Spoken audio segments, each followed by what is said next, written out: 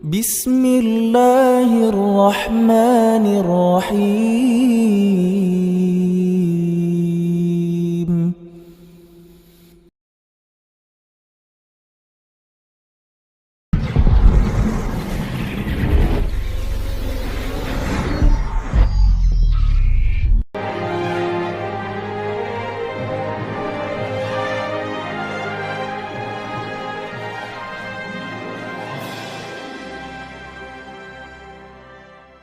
Dan pembahasan di malam hari ini kita akan membahas bagaimana kondisi saat wafatnya iblis laknatullah alaihi. Ma'asyiral muslimin yang dimuliakan Allah Subhanahu wa taala. Kita tahu bahwa iblis adalah musuh kita semuanya. Sejak Adam diciptakan, kemudian Allah Subhanahu wa taala merintahkan iblis untuk sujud kepada Adam, dan iblis pun menolak. Sehingga Allah Subhanahu wa taala katakan, "Ma mana'aka an tasjuda lima khalaqtu biyadi." Apa yang mencegahmu wahai iblis untuk sujud kepada makhluk yang aku ciptakan dengan tanganku? Maka iblis kemudian mengatakan, ana khairu minhu khalaqtani min nar wa khalaqtahu min tin. Karena aku lebih baik, aku diciptakan dari api sementara kau ciptakan dia dari tanah. Sejak itulah maka permusuhan iblis dengan Adam dan anak cucunya akan terus berlangsung sampai hari ini, bahkan sampai kiamat dibangkitkan. Bahkan diriwayatkan oleh Abdullah ibn Ahmad di dalam Zawaid Az-Zuhdi dari Salam ibn Miskin, dia mengatakan, Su'ila al-Hasan, maksudnya Hasan al-Basri rahimahullahu ta'ala, ya Aba Sa'id, hal yanamu iblis? Wahai Aba Sa'id, maksudnya di sini kunyah Hasan al-Basri rahimahullahu ta'ala, pemimpin para tabi'in. Apakah iblis itu tidur sama dengan kita manusia? Maka Hasan al-Basri mengatakan, lau nama lawajadna lidzalika roha. Sekiranya iblis itu tidur, tentu kita akan beristirahat walaupun sejenak. Artinya menurut Hasan al-Basri rahimahullahu ta'ala, bahwa iblis itu tidak tidur. Di antara dalil yang menunjukkan bahwa iblis itu tidak tidur adalah hadis yang dikeluarkan Imam Ahmad dari Jabir ibn Abdullah radhiyallahu an, Nabi sallallahu alaihi wasallam bersabda bahwa singgasana iblis itu berada di tengah lautan, dan iblis setiap hari, bahkan setiap waktu, mengutus sarayahu, tentara-tentaranya, yaftatinuna nas, mereka berusaha memfitnah manusia. Fa'adhamuhum indahu manzilatan a'dhamuhum fitnatan linnas. Dan pasukan yang dianggap mulia di mata iblis adalah yang paling besar fitnahnya bagi manusia. Maka setiap waktu iblis memanggil tentaranya dan mengatakan, apa yang sudah kau lakukan kepada manusia? Maka pasukannya mengatakan, fa'altu kadza wa kadza, aku sudah melakukan ini dan itu. Aku sudah menggoda si fulan sehingga meninggalkan salat. Aku sudah menggoda si fulan sehingga meninggalkan puasa Ramadan. Aku sudah menggoda si fulan sehingga dia tidak haji, dan begitu seterusnya. Tiba-tiba iblis mengatakan, ma sana'ta syai'an, engkau belum melakukan apapun. Tiba-tiba kemudian datang satu tentaranya dan mengatakan, qad farraqtu baina ar-rajuli wa baina imratihi, aku sudah membuat antara suami istri bercerai-berai. Maka tiba-tiba iblis kemudian berdiri mengambil hadiah berupa piala di kepala, kemudian dia pun mendekati orang itu dan meletakkan piala di atas kepalanya dan mengatakan, ni'ma anta, sebaik-baik pasukan yang kukirim adalah dirimu. Artinya bahwa iblis tidak tidur, terus saja dia mengutus pasukan. Makanya menurut pendapat Hasan Al-Basri, lau nama lawajadna lidzalika raha, kalau seandainya iblis itu tidur, tentu kami akan mendapatkan istirahat walaupun sesaat. Walaupun pendapat ini ada yang membantah, karena tidak tidur dan tidak mengantuk itu adalah sifat Allah Azza wa Jalla. La ta'khudhuhu sinatun wala naum. Tetapi ini masalah khilaf di antara para ulama, wallahu a'lam. Tapi yang jelas bahwa iblis sebisa mungkin dengan berbagai macam cara, metode, dengan mengerahkan seluruh pasukannya menggoda kita anak Adam supaya menjadi pengikutnya dan sama-sama masuk ke dalam jahanam, na'udzubillah. Ma'asyiral muslimin yang dimuliakan Allah Subhanahu wa ta'ala. Tetapi bedanya iblis dengan kita, kalau iblis itu diberikan oleh Allah Subhanahu wa ta'ala tangguhan usia karena dia sendiri yang meminta kepada Allah Azza wa Jalla, fa'angdirni ila yaumi yub'atsun, tangguhkan diriku sampai pada hari dibangkitkan manusia, dibangkitkan kiamat ini kepada manusia. Maka Allah Subhanahu wa ta'ala mengatakan, innaka minal mungdharin, kalau begitu engkau termasuk orang-orang yang ditangguhkan. Artinya iblis diberikan oleh Allah Azza wa Jalla usia yang panjang sekali. Berbeda dengan Adam dan anak turunannya, dibatasi usianya. Ma'asyiral muslimin yang dimuliakan Allah Azza wa Jalla. Lalu bagaimana iblis mati? Kapan dia mati? Bagaimana kondisi dia mati? Bagaimana malaikat maut mencabut nyawanya? Bagaimana dia merasakan kematiannya? Ma'asyiral muslimin yang dimuliakan Allah Azza wa Jalla. Ahnaf ibn Qais suatu ketika datang ke kota Madinah. Dia hendak menemui Umar bin Khattab radhiyallahu anhu. Tiba-tiba dia melihat ada halaqah yang sangat besar, banyak orang yang duduk di situ. Ternyata di halaqah itu yang sedang berbicara adalah Ka'ab al-Akhbar, sedang berbicara di hadapan manusia. Maka Ahnaf ibn Qais pun ikut duduk di halaqah itu. Kemudian dia mendengarkan apa yang dikatakan Ka'ab al-Akhbar radhiyallahu anhu.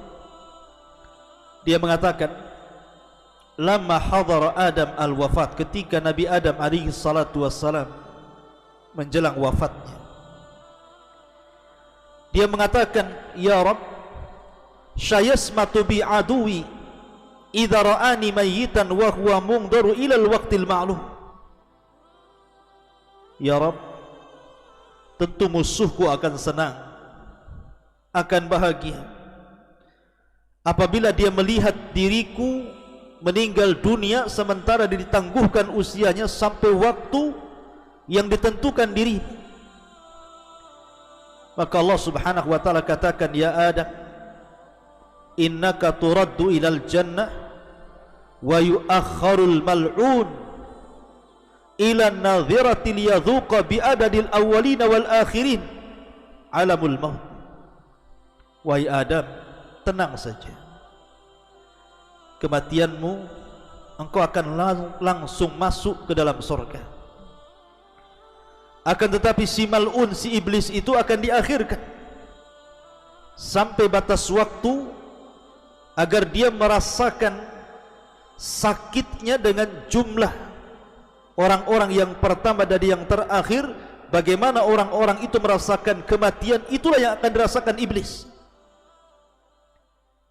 Kemudian Adam mengatakan kepada malakul maut, sifli kaifa tudhikuhul maut. Sifatkan kepadaku bagaimana dia merasakan kematian.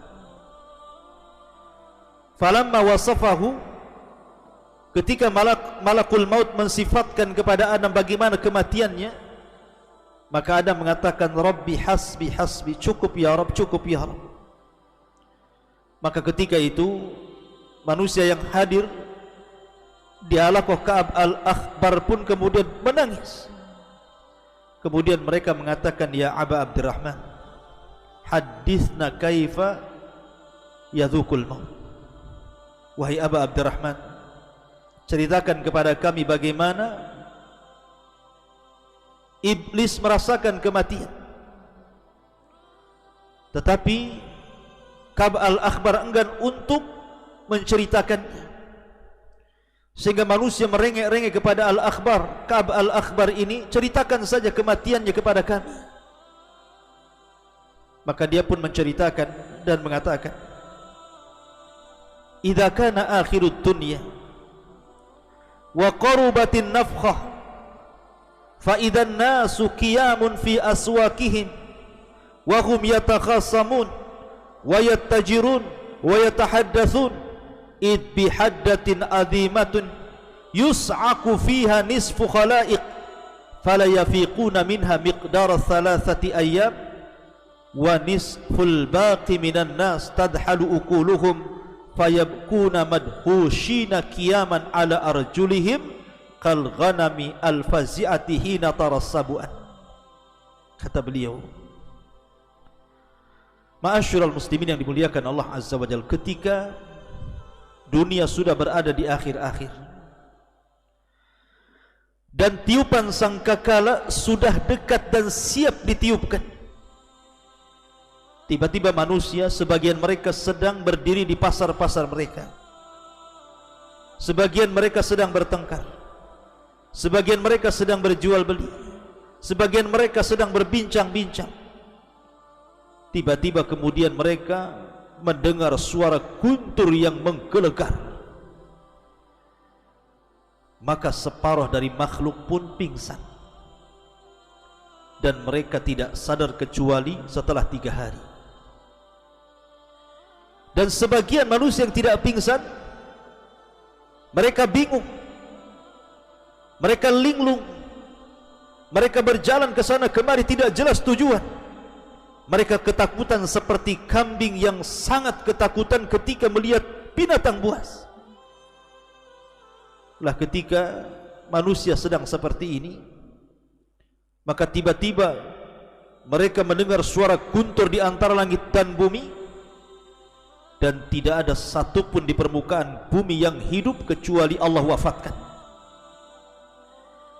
Maka ketika dunia sudah tidak ada lagi, fatafna dunya wala yabqa adamiyun wala jinniyun wala syaitanun wala wahsyun wala dabatun. Ketika dunia sudah hancur, tidak ada yang hidup, apakah Bani Adam, apakah kalangan jin dan syaitan, apakah kalangan binatang-binatang baik buas ataupun binatang-binatang jinak, semua sudah mati. Maka tiba-tiba iblis, dia masih hidup, karena dia tidak dicabut nyawanya kecuali sampai waktu yang ditentukan Allah Subhanahu wa ta'ala. Apa yang terjadi dengan iblis? Maka Allah Subhanahu wa ta'ala berfirman kepada malakul maut dan mengatakan, wa inni khalaqtu laka bi'adadil awwalina wal akhirina a'wana wa ja'altu fika quwwata ahli samawati wal ardi wa inni ulbisuka al-yawma athwatal ghadabi was sakhati kulliha fa anzil bi sakhati wa ghadabi ila mal'uni iblis fa adhiqul mauta wahmil alaihi minal mauti mararatal awwalina wal akhirina minal jinni wal insi adhafan mudha'afa. Maka Allah katakan kepada malaikat maut, aku sudah ciptakan dirimu sebanyak orang yang pertama kali diciptakan dan yang terakhir diwafatkan, sebagai pembantu-pembantumu, dan aku jadikan dirimu kekuatan yang melebihi kekuatan penduduk langit dan bumi, dan aku telah pakaikan kepadamu hari ini pakaian kemurkaan dan kemarahan. Maka turunlah dengan kemurkaanku, kemarahanku, temui si mal'un iblis itu, biar dia merasakan bagaimana sakitnya kematian. Angkatlah kepadanya, bawalah kepadanya kematian yang sangat menyakitkan, seperti sakitnya orang-orang yang pertama-tama dan orang-orang yang terakhir dari kalangan jin dan juga manusia saat kematian. Lipatkan rasa sakitnya kepadanya. Ma'asyiral muslimin yang dimuliakan Allah Subhanahu wa ta'ala. Kemudian Allah Subhanahu wa ta'ala memerintahkan malaikat maut untuk membawa malaikat Zabaniyah dan membawa rantai dari rantai-rantai neraka lazah. Kemudian wa anzi ruahul muntina bi sab'ina alfa kilabatin min kalalibil lazah, agar ruhnya dicabut dengan kalalib, besi-besi bengkok sebanyak 70.000 besi bengkok dari neraka lazah. Kemudian Allah Subhanahu wa ta'ala memerintahkan agar Malik membuka pintu-pintu neraka. Maka malaikat maut pun kemudian menemui iblis dalam bentuk aslinya di antara langit dan bumi, yang kalau seandainya penduduk bumi semuanya melihat bagaimana ngerinya malakul maut, tentu mereka akan meleleh saking takutnya melihat malakul maut. Maka ketika kemudian malakul maut mendatangi iblis, kemudian membentak iblis dan mengatakan, kif ya khabis, berhenti wahai khabis, mau kemana kau pergi? Maka kemudian iblis pun pura-pura pingsan. Kemudian dibentak lagi oleh malakul maut dan mengatakan, kif ya khabis, kif ya khabis, berhenti wahai khabis, sesungguhnya aku akan mencabut nyawamu dan kau akan merasakan pedihnya kematian.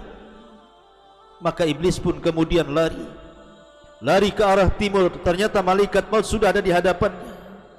Lari ke dalam lautan, kemudian menyelam. Ternyata di situ pun sudah ada malakul maut. Kemudian lari ke arah mana, di situ sudah ada malakul maut. Sampai ketika tidak ada tempat lagi untuk lari, maka dia pun sampai di kuburan Nabi Adam alaihi salatu wassalam. Ketika di depan kuburan Nabi Adam, dia mengatakan, ya Adam, wahai Adam, sebab dirimulah aku terlaknat. Duhai kiranya aku tidak tercipta sebagai iblis. Dia menyesal. Ma'asyiral muslimin yang dimuliakan Allah Subhanahu wa ta'ala. Maka iblis pun mengatakan kepada malakul maut sebelum dicabut nyawanya, wahai malakul maut, sekiranya kau cabut nyawaku, kira-kira minuman apa yang akan kau berikan kepadaku? Maka malakul maut mengatakan, engkau akan meminum dari air neraka lazah. Ma'asyiral muslimin yang dimuliakan Allah Azza wa Jalla, air neraka Saqar, air neraka Jahim, air neraka yang sangat panas berlipat-lipat. Maka mendengar hal itu iblis yatamarra, kemudian berguling-guling di tanah. Kemudian dia pun berteriak lagi, kemudian dia berusaha lari ke arah timur dan barat, ke arah selatan dan utara, tapi tidak ada tempat, kecuali ketika dia sampai ke tempat di mana Allah turunkan dia di bumi. Maka malaikat maut pun kemudian mencabut nyawanya, dan dia merasakan sakit seolah-olah rasa sakit yang dikumpulkan dari setiap sakit manusia jin saat dicabut, mulai dari yang pertama hidup sampai yang terakhir mati. Ma'asyiral muslimin yang dimuliakan Allah Subhanahu wa ta'ala, Kisah ini terdapat dalam Tanbih Al-Ghafilin bi ahadits Sayyidil Anbiya'i wal Mursalin dari Abi Lais As-Samarqandi Al-Hanafi yang wafat pada tahun 373 Hijriah. Akan tapi riwayat ini riwayat yang tidak ada sanadnya, riwayat yang tidak jelas sanadnya. Boleh jadi ini riwayat Israiliyat karena yang menghabarkanlah Ka'b al-Akhbar, dan Ka'b al-Akhbar ma'ruf dahulunya seorang pendeta yang masuk Islam di zaman Khalifah Umar bin Khattab, sehingga banyak mengkisahkan tentang kisah-kisah Israiliyat. Artinya tidak bisa dijadikan hujah tentang kisah ini, karena para ulama ketika mentafsirkan hadis, mentafsirkan Al-Quran ila yaumil waqtil ma'lum, bahwa iblis itu akan diwafatkan sampai waktu yang ditentukan. Sebagian mereka mengatakan bahwa hari itu adalah hari kebangkitan pada tiupan yang kedua, iblis baru diwafatkan. Ada juga yang mengatakan bahwa yang dimaksud ila yaumil waqtil ma'lum adalah pada tiupan yang pertama, dan ini yang sahih. Dan Allah Subhanahu wa taala serta Nabi sallallahu alaihi wasallam tidak menceritakan bagaimana wafatnya.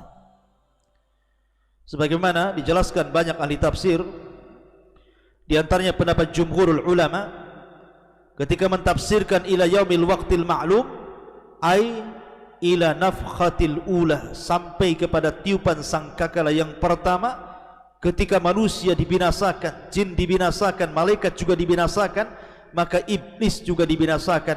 Lalu bagaimana wafatnya? Wallahu a'lam. Apakah seperti yang saya kisahkan tadi? Maka saya katakan kisah yang tadi saya ceritakan itu adalah kisah Israiliyat yang tidak bersanad. Maka kita katakan wallahu a'lam. Bagaimana wafatnya? Wallahu a'lam.